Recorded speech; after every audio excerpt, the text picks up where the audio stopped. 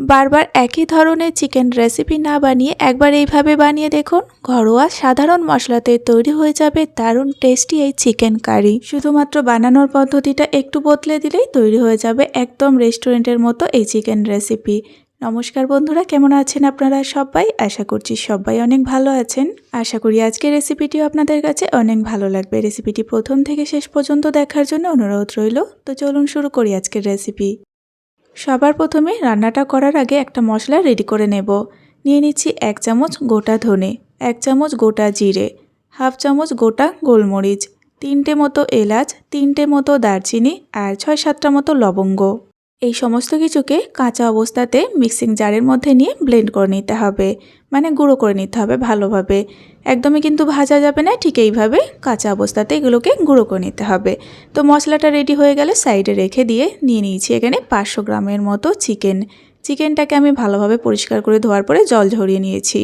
চিকেনের মধ্যে এখন দিয়ে দিলাম 1 চামচ আদা বাটা, 1 চামচ রসুন বাটা, স্বাদ মতো লবণ, হাফ চামচ মতো হলুদের গুঁড়ো, আর দিয়ে দিচ্ছি এখানে 1 চামচ কাশ্মীরি লঙ্কার গুঁড়ো।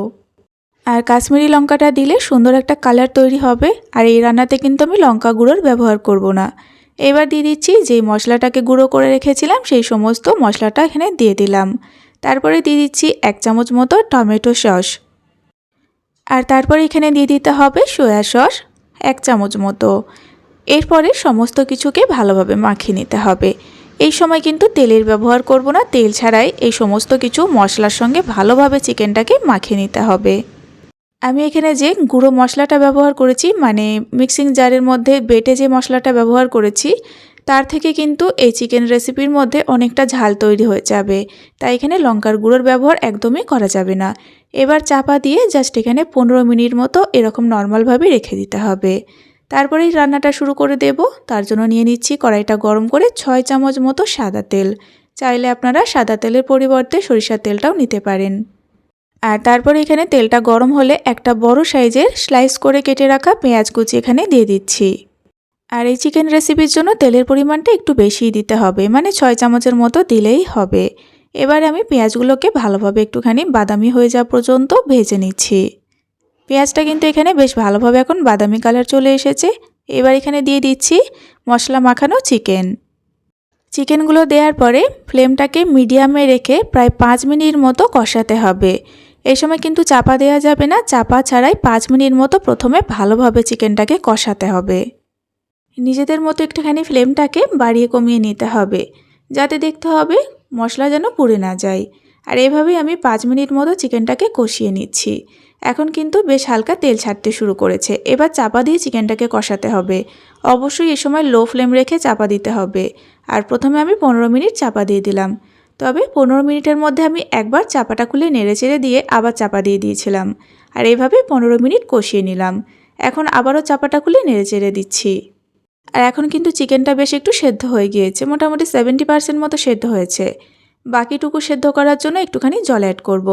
এখানে নর্মাল জল দিয়ে দিচ্ছি 1 কাপের মতো। খুব বেশি জল দিলে কিন্তু চিকেন থেকে কালারটা একদম চলে যাবে, তাই বেশি জল দেওয়া যাবে না। 1 কাপ মতো জল এখানে আমি দিয়েছি। তারপরে 3টে মতো চেরা কাঁচা লঙ্কা দিয়ে দিলাম, স্বাদ মতো একটু চিনি দিলাম। চিনিটা কিন্তু অবশ্যই দেবেন, তাহলে টেস্টটা বেশি ভালো লাগবে। এবার দিয়ে দিচ্ছি এখানে সামান্য একটুখানি গরম মশলা গুঁড়ো। আর এরপরে খুব ভালোভাবে সমস্ত কিছু একসাথে একটু মিশিয়ে নিতে হবে। আর এখন কিন্তু গ্রেভিটা ফুটতে শুরু করেছে। এই পর্যায়ে ফ্লেমটাকে একদম লোতে রেখে দিতে হবে। আর লো ফ্লেম রেখে আবারও কিন্তু 15 মিনিট মতো চিকেনটা রান্না করে নিতে হবে। অবশ্যই এই সময় চাপা দিয়ে দিতে হবে, আর অবশ্যই কিন্তু লো ফ্লেম থাকবে। তো লো ফ্লেম রেখে আবারও আমি 15 মিনিট মতো চিকেন রান্না করে নিয়েছি। ফাইনালি চিকেন রেসিপিটা একদম তৈরি হয়ে গিয়েছে। একটু ভালোভাবে নাড়াচাড়া করে নিচ্ছি। তো খুব ভালোভাবে একটু নাড়াচাড়া করে দিলাম। তারপরে হাফ চামচ মতো বাটার দিয়ে দিচ্ছি। তো বাটার না থাকলে আপনারা ঘি দিতে পারেন। বাটারটা দেওয়ার পরে ফ্লেমটাকে অফ করে চাপা দিয়ে একটু রেস্টে রেখে দিতে হবে, তারপরে সার্ভ করতে হবে। তো কিছুক্ষণ আমি একটু রেস্টে রেখে দিয়েছিলাম। তারপরে এখন আমি চিকেনটা প্লেটের মধ্যে সার্ভ করে নিচ্ছি। আর আপনারা সেটা দেখে বুঝতে পারছেন যে কতটা সুন্দর কালার তৈরি হয়েছে রান্নাটার মধ্যে। ঘরোয়া মশলাতে কিন্তু একদম সুন্দর কালারও এসেছে, তার সঙ্গে খেতে কিন্তু দারুণ হয়। এভাবে আপনারা একবার বানিয়ে দেখবেন, রেস্টুরেন্টের যে কোনো চিকেনকে হার মানাবে। দারুণ খেতে হয় এইভাবে তৈরি করলে। এই রেসিপি আপনারা ভাত, রুটি, পরোটা, এমনকি ফ্রাইড রাইস, পোলাও সব কিছুর সাথে খেতে পারেন। খেতে দারুণ লাগে। আর দেখুন চিকেনটা একদম প্রপার সেদ্ধ হয়েছে, দেখেই তো দারুণ লোভনীয় লাগছে। আশা করি আজকের রেসিপি আপনাদের ভালো লেগেছে। আর রেসিপিটা যদি আপনাদের ভালো লাগে তাহলে অবশ্যই একটা লাইক কমেন্ট করবেন। ভিডিওটা সম্পূর্ণ দেখে থাকলে অনুরোধ রইল চ্যানেলটিকে সাবস্ক্রাইব করে পাশে থাকবেন। আজ এই পর্যন্তই, আবারও ফিরে আসবো নতুন রেসিপি নিয়ে। সকলে ভালো থাকবেন এবং সাবধানে থাকবেন।